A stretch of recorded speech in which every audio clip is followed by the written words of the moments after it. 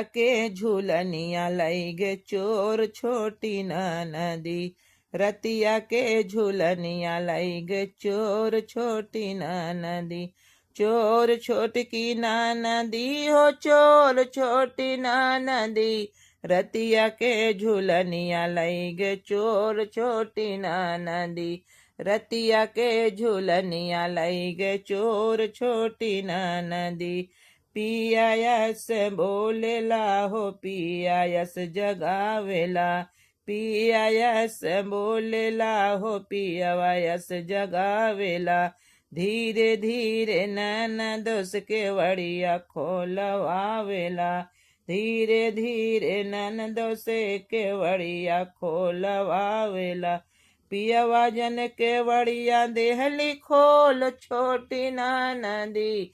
पियवा जिन केवड़िया देहली खोल छोटी नदी। रतिया के झूलनिया लई गे चोर छोटी नदी।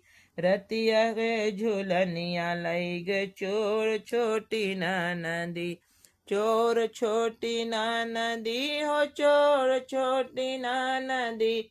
रतिया के झूलनिया लई गे चोर छोटी नदी।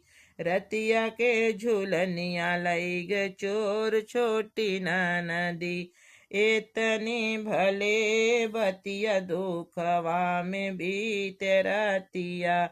इतना भयाल बतिया दुख में बीत रतिया। काऊ करी ननदो मोरी मारी गईनी मातिया। काऊ करी ननदो मोरी मारी गईनी मातिया। मारी गईनी मातिया हो मारी गईनी मातिया। रतिया के झूलनिया लई गे चोर छोटी नदी। रतिया के झूलनिया लई गे चोर छोटी नदी। चोर छोटी नदी हो चोर छोटी नदी। रतिया के झूलनिया लई गे चोर छोटी नदी। पिया यस बोलेला हो पिया यस जगावेला। पिया यस बोलेला हो पिया यस जगावेला। धीरे धीरे ननदो जिस केवड़िया खोलवावेला। धीरे धीरे ननदो से केवड़िया खोलवावेला। पियवा जन केवड़िया देहली खोल छोटी नदी।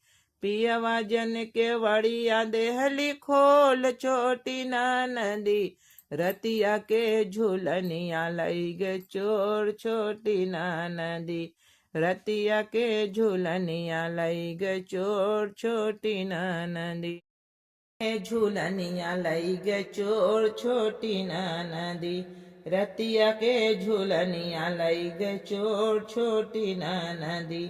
चोर छोटी नदी हो चोर छोटी नदी। रतिया के झूलनिया लई गे चोर छोटी नदी। चिन्हली न सामर बाकी घोर छोटी नदी।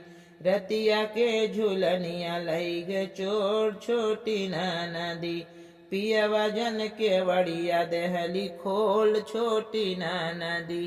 पियवा जन केवड़िया देहली खोल छोटी नदी। खोल छोटी नदी हो खोल छोटी नदी। पियवा जन केवड़िया देहली खोल छोटी नदी।